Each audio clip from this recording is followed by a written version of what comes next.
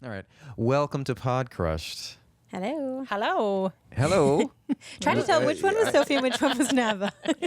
I've stopped doing that a I've long actually time jumped ago. into Sophie's Just- body right now. Actually, well, that you know what? You just. What's the? You just. Did I incept you or did you incept me? What I was Who's going in your body to right now? ask. Is it you? Is it an It's ice? Nava. Making what business I was going decisions. to ask was this is thematic with our guest and the huge project he's a part of. Is there anybody you've ever wanted to switch bodies with? When I was like 14, I would have loved to switch bodies with Britney Spears.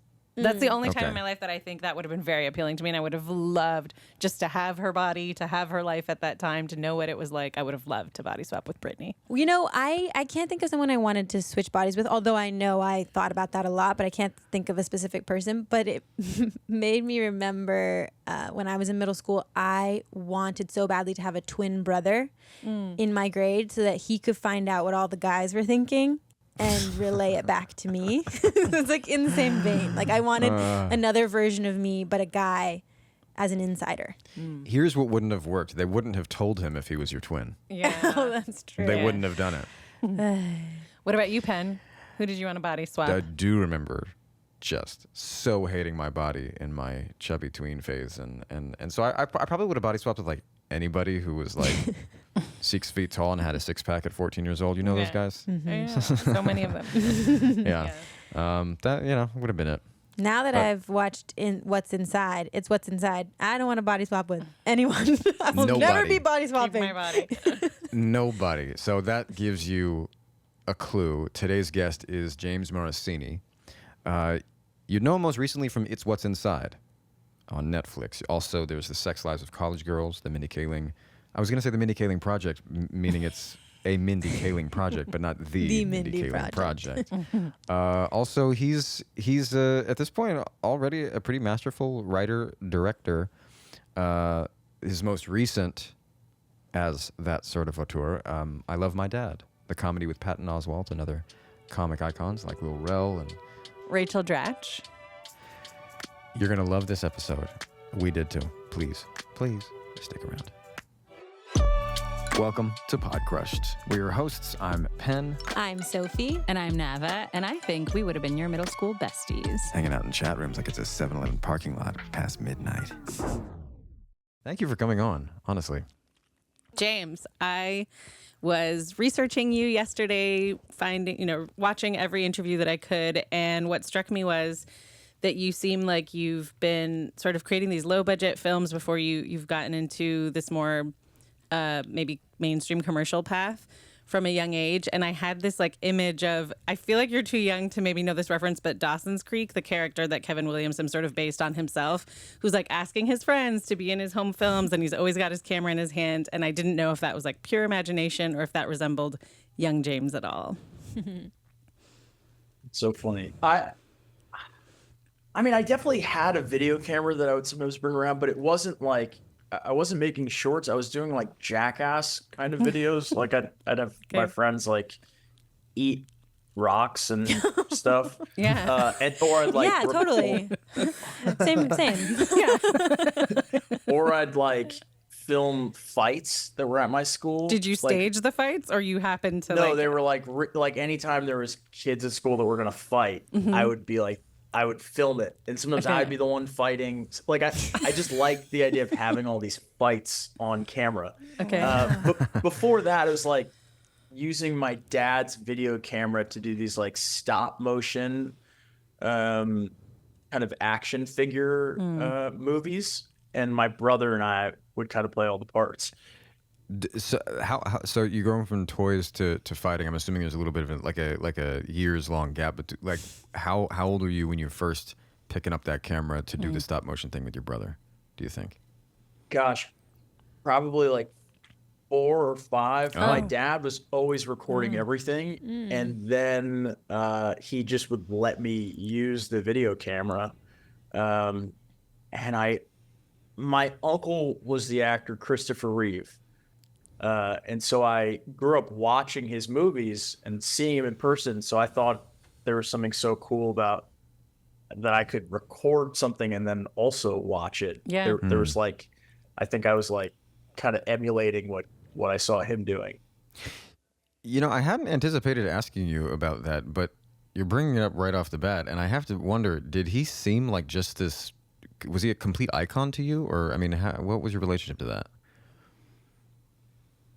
You know, I thought it was really, everyone else seemed to think it was really cool. And I really looked up to him as well. So I think I used it as a way of like, I don't know, seeming cool when I was a kid. Yeah.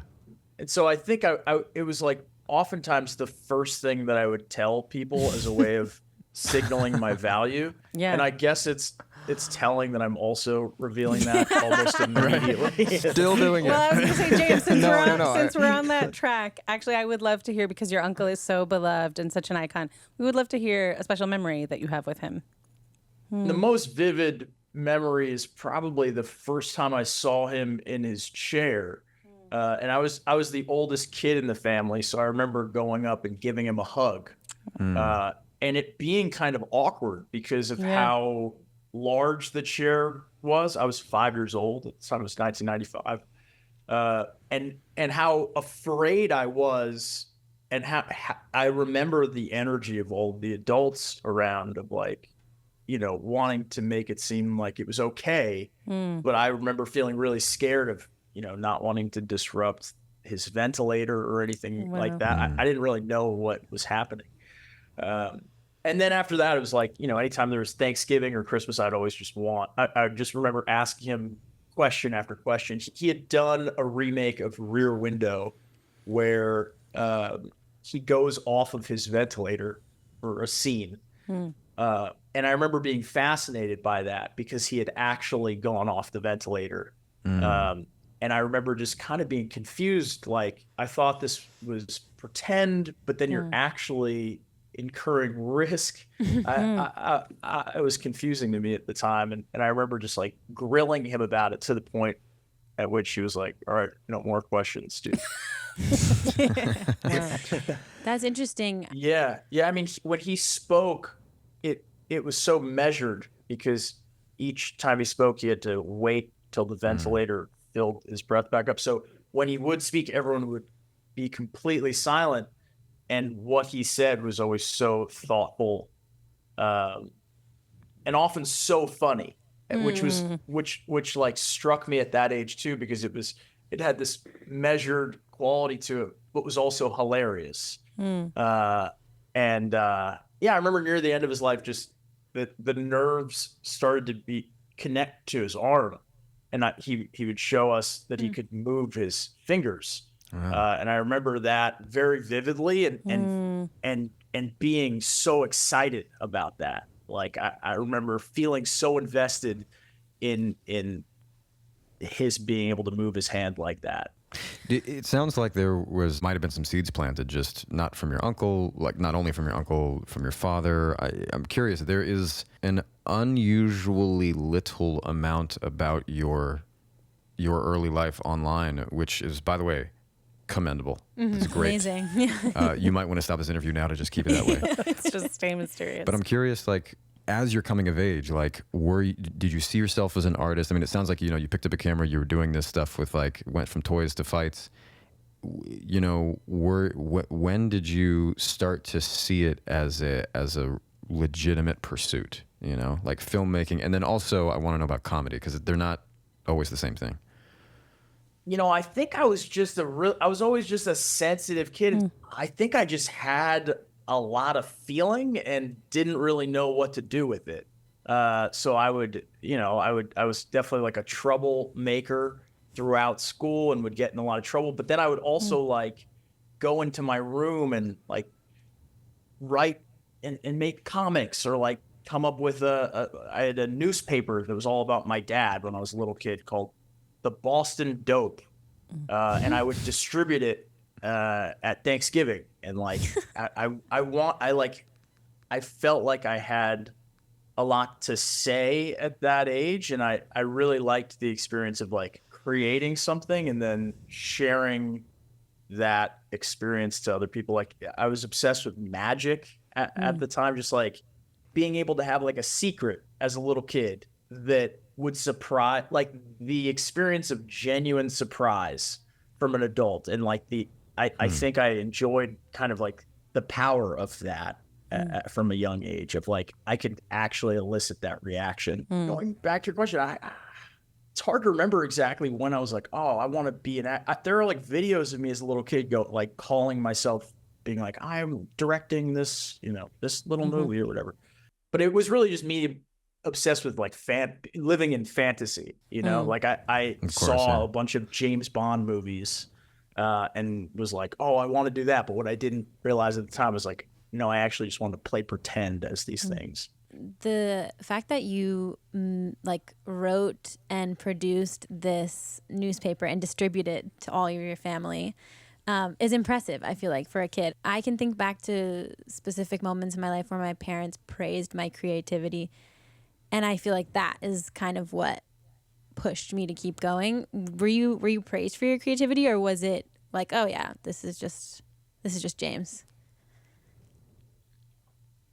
I think the praise was kind of I don't think it was super direct. I think it was like I would give out these newspapers, and then I would see like my grandfather or something read it and actually laugh. And I think I was really sensitive to artifice and authenticity at the time. And so I knew when people were just kind of placating me and being like, good job. Yeah.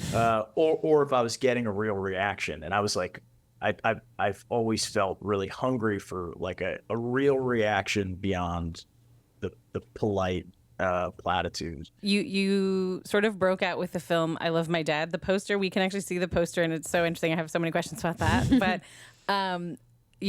essentially the premise is that you and your dad sort of are estranged for a time. You've blocked him on social media, and then he catfishes you to reconnect. And my question, and apparently this is based on true events. My question is, I feel like something like that, there would be seeds. So that's like a pretty seismic, I don't know, shift potentially in a relationship. There would be seeds of that before something like that happens. Were there seeds of that kind of, I don't know, attempts from your dad to connect, or was there anything that happened in earlier life before the catfishing incident? I mean, so many things. Yeah, when I was probably like 11 or 12, we had AOL, we had like Instant Messenger, and we had these there were like chat rooms you could go on. And I would like go on the chat rooms and like talk to total strangers and be like, ASL, blah, blah, blah. And I'd like interact with random people. I forgot ASL. And my dad would be like, you have to be careful who you're meeting on there. They might not be who they say they are. I was like, yeah. And I remember I was on a chat room one time and I was like, ASL. And they were like, I was probably 12 or whatever. They were like 15 female Florida or whatever. I'm talking to them. And then all of a sudden they're like, how's that cereal? And I was like, how do they know that I'm eating cereal? And then they were like, That seems like a rookie mistake. That must have been the first one. And they were like, I like your red shirt or whatever. And then I look, and then I hear a giggle, and it's my dad and my little brother across the room, and they had logged onto this chat room and were like, he was doing it to prove, hey, this is how easy this is how easy it is. Like, you really do have to be careful. Wow. In the very beginning of the film, I think it says something like, the following actually happened. My dad asked me to tell you it didn't. Which I thought was really funny. And it made me wonder, what did your dad think of the film? I think my dad loved it and was also really freaked out by it. I think he enjoyed the attention, but then he would also have days where he'd be like, people are going to hate me, and he would get all freaked out. But like, he and I spoke to the New York Times together. He was also like at South by Southwest, and he and I did a Q&A in front of like 600 people. Wow. So it would go back and forth where like he'd be excited, and then he'd almost like wake up in a cold sweat and call me all panicked. But he and I share a similar sense of humor, so he understood. He like got it, and he was also like, you got to do what you got to do, you know? Yeah. James, what's your relationship like with your mom? What was it like when you were growing up?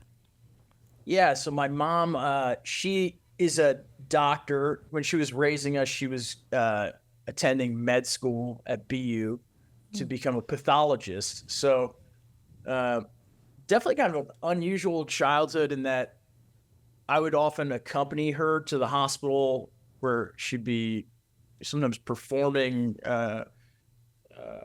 like autopsies on organs. Wow. And so we would like be I remember like we'd have to sometimes like transport the organs from like different hospitals like in her station wagon. Oh my God. And then I remember like working on like science homework or whatever in the hospital while she's like rapidly speaking into a microphone about organs she's dissecting and has under a microphone, under a microscope. But yeah, I mean, she's a very kind of like spiritual person, and also a very kind of she's also a doctor, and so she kind of raised me with both parts of my brain. Where I was. How did your mom react when your dad was discovered to be and how did you find out that he was catfishing you? And how did your mom react? Yeah, his email address was the same. So like it wasn't well disguised. Wait, so how did he trick you at all? I'm not questioning you. I mean, the trick was kind of was kind of exaggerated in the movie. You know, I like to say the movie's like emotionally very true. Like that's how it felt. But I definitely took a lot of creative license. The experience I had when I discovered that it was actually him, and there was I still remember the feeling of it in my body, of this like feeling of shame and anger and betrayal, but also this weird feeling of like, gosh, this is such a good story. Yeah. At the time, wow. Yeah. Crushes, romantic interest, first heartbreak. There's so many incredibly awkward moments with your first loves. So do you have any of those kinds of stories? I was on summer vacation in Lake George. This girl, Kate, and she and I basically kept in touch via instant messenger. I was probably like in 4th or 5th grade at the time. We were talking about like being each other's first kiss. And we were talking about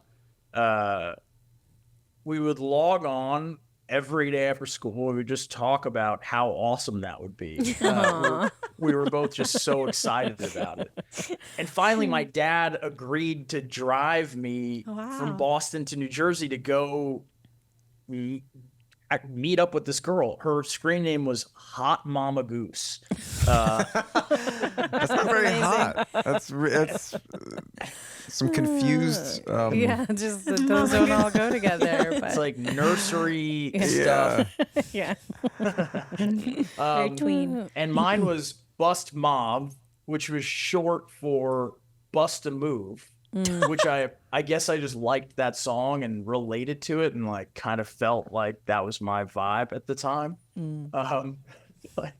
But he drove me like 6 hours from Boston to New Jersey, and took us to go see Harry Potter. And he brought my brother with us, and so my dad and my brother sat in the back of the theater. Wow. And this girl Kate and I sat all the way at the front, and I like still remember the feeling of like try to look over at her, like trying to like figure out when to make a move, but trying to like time it with the right moment in Harry Potter, and being like, I don't feel like any of these are the right moment. Like I don't like. Do I do it like at a Dumbledore moment? Like how do I segue this story into like a romantic? That's really thing funny. with it, and it never worked. I could never figure it out. So then we got back to her house, and my dad's like, "Why don't you guys go hang out upstairs, and I'll talk to her parents?" And I was like, all right, cool. So then I went upstairs. Your wingman. Yeah, and so he and my brother like hang out with this kind of uptight family, and like I was upstairs and talking to her, and I like couldn't ever work up the courage, and so Aw, James. so we You never did it. so then You never so then kissed. we left, and it was just like I had to drive all the way home. It was just kind of like, well, Aw, that 6 was hours to that. see Harry Potter. Wow. Did you guys ever Yeah. talk about that like on Instant Messenger? Did you ever? We never talked again, actually. Wow. There you go. She had, I remember this was like, I was like in 4th or 5th grade. This was like an embarrassing detail. So you could categorize your contacts on Instant Messenger. And I remember she was like showing me something from one of our chats, and I happened to glance over at the way she had categorized her contacts. And one category was like hot guys. And my screen name wasn't in that category. And I think that just really destroyed my Yeah, confidence of at the course. time. I was like, what? I just couldn't understand it. I was Yeah. like, I was devastated. I busted it to move. I don't understand it. I know. I don't get it. Wow. Wow. That's a great, James, that's going to go down for us as one of the greatest First kiss, not first kiss. not stories. first kiss stories. It's so good. This show is sponsored by BetterHelp. Have you ever felt like you're holding back parts of yourself, like you're wearing a mask? And we're not, of course, talking about Halloween masks. We all find ourselves putting on a brave face, whether it's at work, with friends, or even family. We're trying to be someone we think others want us to be, and that's not even a bad thing. It's also why therapy is so important. It gives us a space to explore all those parts of ourselves, the ones we might be hiding, the ones that help us feel more comfortable in our own skin. Therapy can really help us face those fears and insecurities so we can stop hiding and start embracing who we truly are. It can be about giving ourselves some grace and finding the freedom to just be yourself. If you're thinking about therapy, I recommend checking out BetterHelp. It's convenient and entirely online, so it fits right into your busy schedule. All you need to do is fill out a short questionnaire, and BetterHelp will match you with a licensed therapist.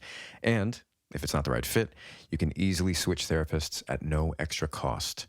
Visit betterhelp.com/podcrushed today to get 10% off your first month. That's betterhelp.com/podcrushed. This show is brought to you by Symbiotica. I started taking Symbiotica because I was honestly feeling a little bit burnt out, and I knew that I needed to make a change. I figured that covering my bases in terms of supplements would be a good place to start and just help kick off like a new upward trend in my life, one where I'm taking care of my health. And I have noticed a positive impact. Since taking their products, I've noticed that I'm sleeping a little bit better. I have a pep in my step. I have a little bit more energy throughout the day. And I also just know that I'm doing something good, and that does something good for me mentally. Symbiotica is formulated with the highest quality ingredients out there. They're transparent about how and where they source ingredients to ensure that you get the best product possible. Their formulas don't have any seed oils, preservatives, toxins, artificial additives, or natural flavors.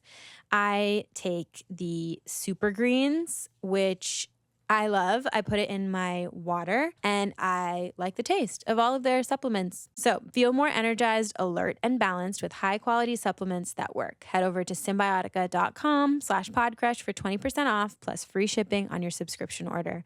That's symbiotica.com/podcrushed. I'm curious how, you ended up at USC Film School, or just, you're now, or wait, am I wrong about that? You're now an adjunct professor there. Or did you go there? Yeah. No, I teach writing, directing to actors there now. Yeah. Okay. That's amazing. But you did not go to film school. I went to theater school there, and then I took a lot of the film classes there. Interesting. Okay. My grades in high school were absolutely terrible. I would often like not go to school. I was like, I was a huge stoner in high school and was just kind of like, I was kind of a delinquent. I would get in trouble with the police a lot. I was, wow. I was like my town's drug dealer. And so I was getting in a lot of trouble all the time. And so I couldn't really get into any schools in a traditional route, but I had acted in my town did like a movie about a local tavern called the Golden Ball Tavern, which apparently Paul Revere had gone to once or something. It was kind of a pointless. It wasn't like a really meaningful tavern. It was like the one thing my town had. And so I acted in a thing for them. And so I was like, oh, maybe I'll do acting. So I auditioned for colleges, and that's how I got into school, basically in the same way that athletes get into school without having necessarily the best grades. That's how I was able to get into USC. James, I feel like we have to go back to childhood because I feel like we have to ask you, how did you get into being your town's drug dealer? Yeah. I think I just liked having this thing that was mischievous and that you weren't supposed to have and that everyone had to come to you for. I think as a little kid, I really felt like in order to be liked, I have to offer something. And I have to like show people, hey, here's why you should like me and have me around. For me, my journey in terms of growing up has just been like, the less I do that, the more people can actually get to know me, and vice versa. Like if somebody's trying to show you why they're likable all the time, you can't really get a sense of who they are because they're so preoccupied with that kind of showcasing. And I think I at that time was really kind of like, look, I can get you guys whatever you need. And I liked having this kind of like secret access. And so my dad lived in the town over. It was kind of rougher and more blue collar, and I would buy from them, and then I would go to school, and I would have DVD cases that I would put weed in, and I would let people borrow the movies that I would like bring a stack of DVDs to school, and I would like hand out the movies and be like, and so it was this weird thing where like we were talking about movies a lot, but I was also just like selling weed. It sounds like being your town's drug dealer gave you something, like it gave you attention and like relationships. But did you feel like it took anything away at the same time? Like I'm remembering when you said you were your town's drug dealer, I immediately thought of one person at my high school who was a good friend of mine, but who was like, definitely known as the drug dealer. And I remember my mom having like lots of feelings about like me going over to his house. And I'm wondering if you had a sense of that. Like, were there also some things that you lost from being that or no? Absolutely. I remember an older kid told me that everyone keeps their dealer at arm's length. And I think that was definitely my experience. And the funny thing is I think I was doing it so that I could, like, for friendship. I was doing it for connection. And it was the thing that often got in the way of me being able to connect, because kids' parents sometimes wouldn't let me over to their houses. They thought I was like the bad kid. Right. And so there'd be like parties and stuff, and sometimes I would be the only one not allowed, or I would be like wanting to do a sleepover or something with a friend, and they'd be like, sorry, dude, my mom says you can't come over. And so I think, I mean, there's something, I don't know. I think that's kind of, there's something thematically that I'm really interested in with a lot of the movies and stories that I've made, where like somebody does something to get love, and like the thing they're doing actually gets in the way the most. Yeah.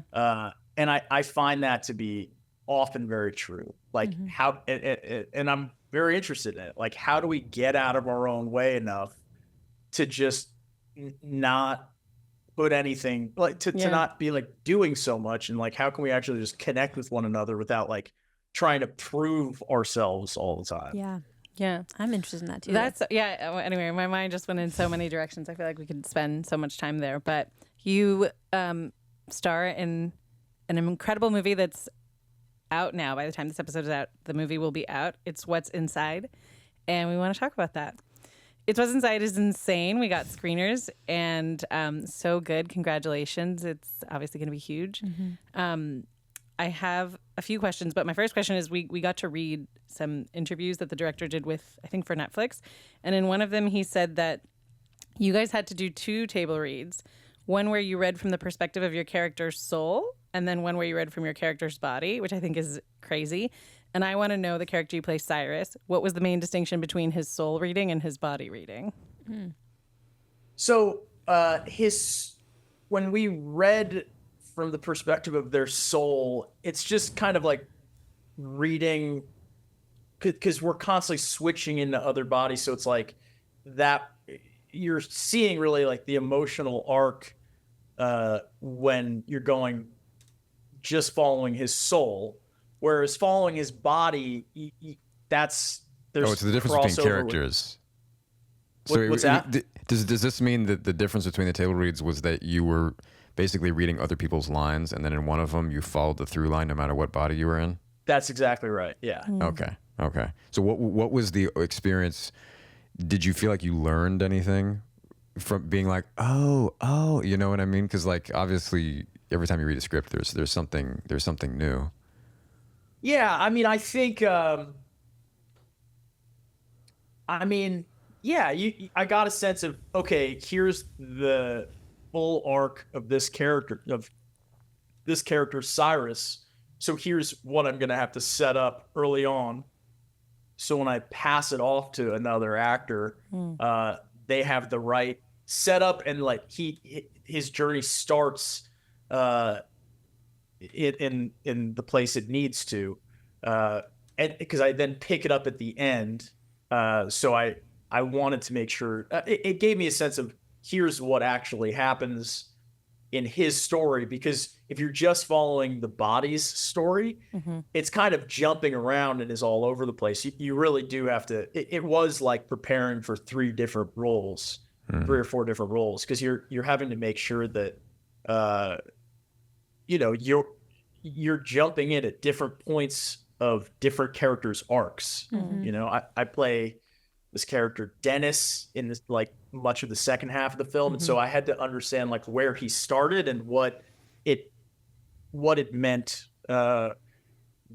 with where he was at the story when I picked it up. Yeah, if that makes sense. You were very fun as Dennis. I'm curious for you, how was it for you to play Cyrus, your body as Cyrus and your body as Dennis? How did those sort of distinctly feel?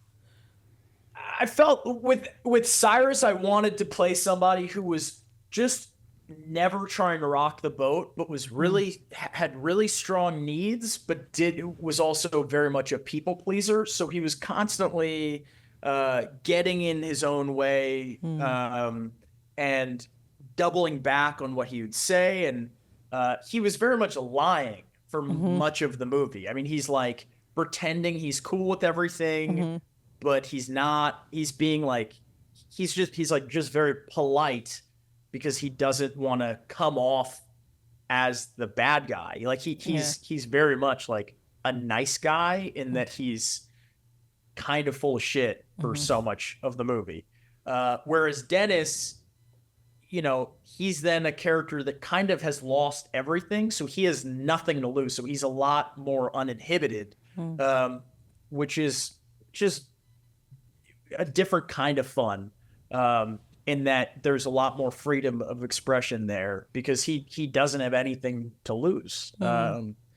He doesn't care what anybody thinks of him anymore. So it's kind of it's the polar opposite of Cyrus in the second half of the movie. Yeah, it's visually such an interesting film. I've never seen anything shot in that way or edited in that way, and like the use of image, like kind of stop motion, like how you started, really cool. But I was curious if you had any sense of what it was gonna look like when you were working on it. Yeah, I loved our director's previous work. Greg had done a bunch of these promos for these Netflix shows, and they were all super dynamic. So that was really one of the main reasons I wanted to do the movie, was just because I saw what he was doing and I was really impressed by it. So yeah, I mean, because on the page it was quite hard to follow who was who and like kind of keep it all straight in my mind. So yeah, I mean, I think I was just most excited for how is he going to execute this, because I had a lot of confidence in him that he'd be able to. How did it feel for you to be starring but not directing? Was that sort of your first project? I know you were on the Sex Lives of College Girls, so I know you've done some acting, but was that your first like feature project where you weren't behind the camera? You know, I'd acted in a couple other movies where I was an actor and not also the director. But yeah, I mean, it was it definitely took some getting used to. I had just come off of I Love My Dad, where I was writing and directing, and it was kind of like it was my project, and so I had to. I went in really intentionally, going, this is not my vision. This is somebody else's, and I'm here to listen and support what he's trying to do, and be like a conduit for this story that he's trying to tell.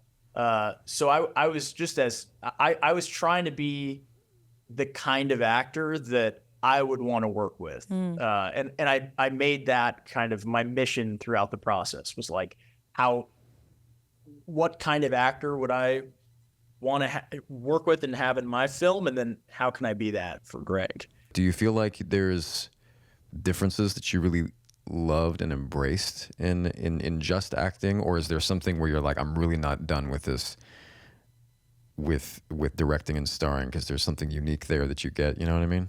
I'm kind of curious. I do know what you mean. Yeah. It's tricky for me to wrap my head around. You know, I think with when I was just an actor in this movie, I was able to really focus in 100% on that. It felt like being like a fun guest at a party as opposed to hosting the party yourself. Yeah. There's pride, I think, that comes from hosting a great party, but there's also a lot of anxiety because you need to make sure everyone's doing all right, and you're so responsible for you're responsible for everything. Whereas when you're a guest at a party and you're just trying to have a good time, your responsibility is a lot more limited. So it kind of feels like the difference between like feeling like I'm really just like playing and expressing versus really trying to also create that container for other collaborators when I'm writing and directing or producing. Penn, floor is yours. Love My Dad.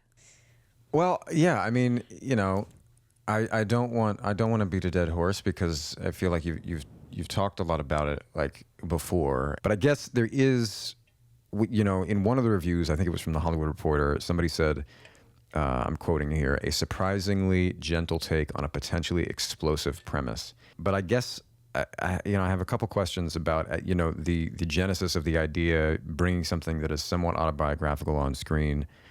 First of all, was it always a comedy? In as much as it could have been cathartic to write something that, you know, if it's a, quote, potentially explosive premise, but, was it always a comedy to you? Was it inherently funny as it was happening? Yeah, I think so. I mean, I think it was always a comedy because I think you have to laugh at fucked up things that happen in your life. I mean, anytime something bad has happened in my life, I don't know. I always kind of think it's funny too. There's like there's like a dark irony to it where you're like, really? I have to deal with this now? And I think like making something funny almost allows you to have some purchase on the experience. Like it gives you a vantage point that's separate from the experience itself, if that makes sense. By laughing at it and by making it funny, it all of a sudden becomes more palatable, and like you've almost created, like comedy almost creates this container that you can then hold, and that you have some distance from, and so I find it really helpful way to like contextualize experience, so that you don't lose yourself in the experience, and you can kind of point and laugh, as opposed to getting just injured by it. Yeah. I wanna commend you on I think really two things. One is, again, as I said before, this like innovative way of depicting like online interaction by making it like more real in this kind of fantasy way, and then in that, some of the, I think, least sexy and most funny sex scenes, and most innovatively depicted sex scenes I think I've ever seen, which is like really, to me, I mean, I think that's... Hopefully you were not going for sexy. Hopefully Well, this is yeah, I landing mean, as a compliment. there's like... You didn't find that sexy? That was okay, well, I didn't do my job. That was the sexy. No, I mean, I guess they're extremely uncomfortable because I guess there is this aspect where there is some, there is heat being generated, but then it's like, juxtaposed immediately with this really disturbing thread. So of course they're not, any sexiness it gets, it actually then ends up going in the complete opposite direction. And I don't even know that I have a question there, but I just really thought like, wow, I'm seeing something that I haven't seen before. Like, like right now I'm seeing something and I'm kind of feeling something. I'm like, this is a little bit new. This is really interesting. And maybe I'm curious, it did pop in my mind while I was watching. I was like, at what part in the writing process did you think she's got to be real to him in order for this whole thing to work? Okay, yeah, because it wouldn't have even really been a story without it. No, I was like, there's no way to do this movie if it's just texting back and forth. She needs to be there. That was a device I discovered like this, as I started writing the story. And yeah, in terms of like this, the sexting scenes or any of those, like I never want to be like, for me, that's all tone. It needs to feel a little bit ambiguous exactly what the tone is, because you're not quite sure. Is this meant to be sexy? Is this meant to be uncomfortable? Is this meant to be funny? Like it kind of keeps you wondering. I love when his dad's friend goes, "This is incest." Yeah. Like you just don't know. And so much of the process of making that movie, especially in post, like, music is so tricky with a film like this, because if it's slightly off, it can feel like you're tipping your hand too much to an audience. Like, of course, yeah. It needed to be off kilter enough where it didn't ever feel saccharine, and it never felt like plucky or silly, like, oh, we're making this kind of broad comedy. Like, it needed to kind of feel like, does the filmmaker know what kind of movie? Like, they know this is weird, right? Like, I never wanted to tip my hand and go, isn't this funny? Like, I wanted to kind of always seem like I thought I was telling the most personal story ever, that almost wasn't funny. Like, I wanted to, I never wanted to give myself the out as the storyteller, so that the audience doesn't really have an out from this ridiculous story either. Yeah, well, it actually has a lot of emotional weight to it, because you never take the out. It's never just like, oh, this is for laughs. Never, not ever. Really, to the point where it's kind of amazing that you didn't lose people, like, to go that close to the line, I think, where you're like, yeah, this is incest. You're like, I think it is, in a way, at least certainly the way it's being depicted. So, and then the character just said it. Okay, I'm not the only one. Okay, his friend just said it. Yeah. That was super important for me in this story, was having a character that was kind of the voice of the audience and kept the movie honest throughout the film. Lil Rel's character throughout the movie is is saying everything that the audience would be thinking at that moment. And Amy Landecker, the mom character, she's also That's right. kind of You have just, calling dude, you just have out- like icons in this thing. Rachel Dratch as well. It's like you just I love her. everybody. We got really lucky. Yeah. I'm happy with our cast. But yeah, I wanted to keep the main, I wanted to keep Patton's character really honest, where he's having to defend himself. So when his best friend is like, this is incest, you're then giving the main character an opportunity to go, here's why it's not. And here's why I have to do this, so that you as the audience are kind of like, okay, I mean, I guess he has a point. I guess we have to stay on this journey with him. You're kind of, I see, it was like kind of building an argument in his direction, And it worked. But you know what I'm realizing too, as you're saying all this, is that the moment that there's just the right amount of relief, weirdly, is when you and Patton are kissing. Yeah. Like by the time it comes to that, spoiler, sorry. By the time it comes to, because I'm watching it thinking like, are they also gonna, like, I can't tell, are they there? Because like, by the way, later I was also like, wait, does this mean that James and Rachel Dratch are now going to be in the shower together? I couldn't tell. I couldn't tell where that was going. But I mean, I think that device just on the page and to shooting and then in post, everything about it, pretty masterful, because it's not easy to pull off, and for it to like feel coherent, for it to land. So it's cool, man. Thank you, man. Yeah, our guiding light the whole time was like this juxtaposition of your dream person, this is the most exciting, love story that you've ever experienced, and then also you're sexting with your dad. So it was like the worst thing ever with the best thing ever. So that just gave us like, so much fodder for these sequences, because you could show this like euphoric moment where he first kisses the girl of his dreams, and you're like, yes. And we're so conditioned as audiences to be like rooting for those moments, and then you're able to quickly remind us like, no, this is actually terrible. And yeah, I was like constantly kind of delighted by that throughout the process. Hola, crushies. If you don't know what that means, hopefully you know hola by now. But if you don't, I think it's time for some Rosetta Stone. Before I moved to China several years ago, I was desperate to learn a little Mandarin so I could navigate the country. And I was trying different things, and a friend of mine recommended Rosetta Stone, and that was a total game changer for me. It made navigating Beijing so much easier. It made it possible, and I'm really grateful. And so I know that if I were going to recommend to someone a language learning program, if they're going to move to another country or they just want to scratch that itch, or you're trying to keep your brain active with learning new things, I would recommend Rosetta Stone. Don't put off learning that language. There's no better time than right now to get started. For a very limited time, Podcrushed listeners can get Rosetta Stone's lifetime membership for 50% off. Visit rosettastone.com/podcrush. That's 50% off unlimited access to 25 language courses for the rest of your life. Redeem your 50% off at rosettastone.com/podcrush today. The way we support our children's learning has a big impact on their overall well-being.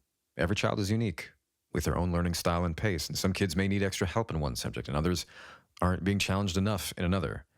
No matter where they are, they deserve a personalized approach to their education. That is where IXL Learning comes in. IXL is an online program that covers math, language arts, science, and social studies. It's designed to make learning engaging and fun while also helping kids truly understand and master each topic. And plus, IXL's positive feedback system keeps them motivated and excited to keep learning. I am a huge fan of IXL's approach. It's making a real difference for children across the country. Kids who use IXL consistently see big improvements in their grades, and research shows they also score higher on tests. And here is the best part. IXL offers one subscription that covers everything from pre-K through 12th grade. They're committed to making education simple, effective, and trustworthy for every family. IXL is used in 95 of the top 100 school districts in the U.S. Make an impact on your child's learning. Get IXL now. And Podcrushed listeners can get an exclusive 20% off IXL membership when they sign up today at IXL.com/podcrushed. Visit IXL.com/podcrushed to get the most effective learning program out there at the best price. For anybody who isn't aware, who's listening, like, I mean, it takes a long time from the moment you start writing something for it to be in production, you're shooting it and then releasing it. So it's like, this is a major chunk of your life now you spent telling this particular kind of story. And as you said, it's emotionally true. So I just wonder, is there something that surprised you, a kind of catharsis or even a disappointment, something where you were like, wow, I've really moved on, or wow, I really need to work on that in my 30s? That's a great question. It actually was a very cathartic experience. The movie is about this guy doing this unforgivable thing, and then the son kind of ends up doing the same thing back to him as a way of going like, I kind of get it.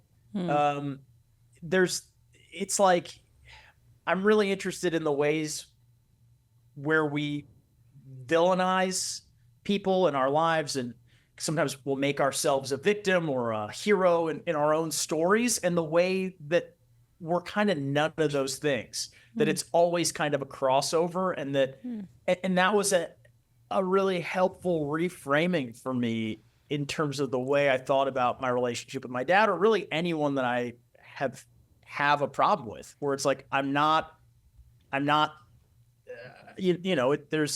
we're all just like people that are bumping into each other, learning shit from one another. And there can be, wrongdoing and also still a lot of love. And, also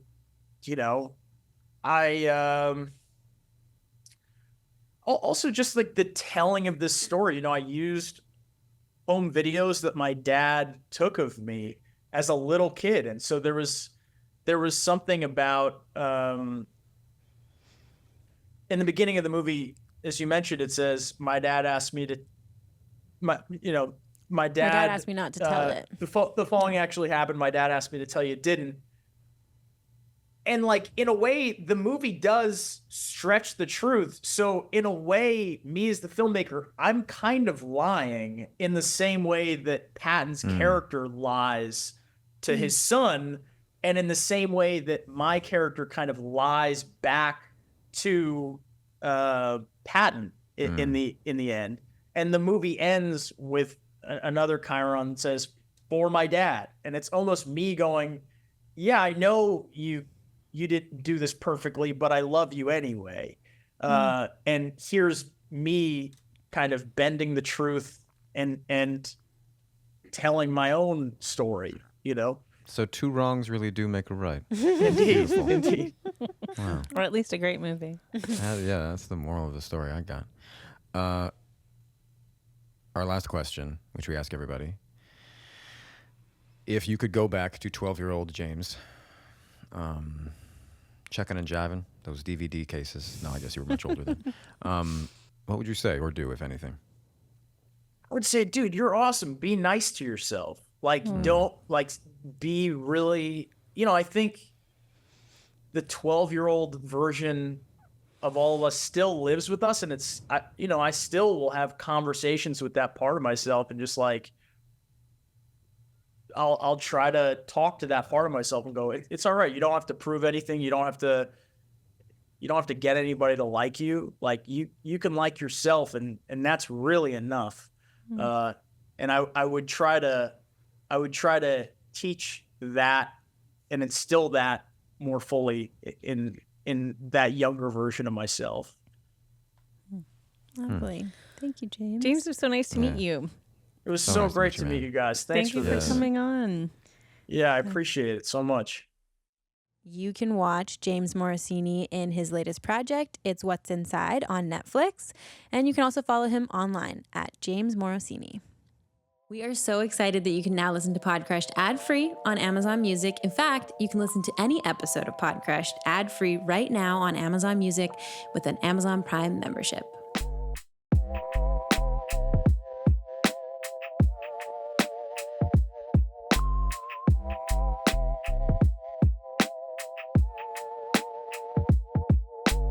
ASL.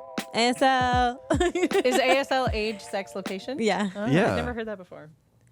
What? I thought it was was American the Sign thing. Language, and I was Yeah, trying to I figure out know. why you were laughing. Well, at first I No, was like, it- why did he say ASL? I was like, oh yeah, I remember that. No, it's seriously, it's so scandalous. Like that's what we know. all did. We're all just like, hey, what's your body like? Yeah. Let's go cyber. Like, I mean, it's bananas. Yeah.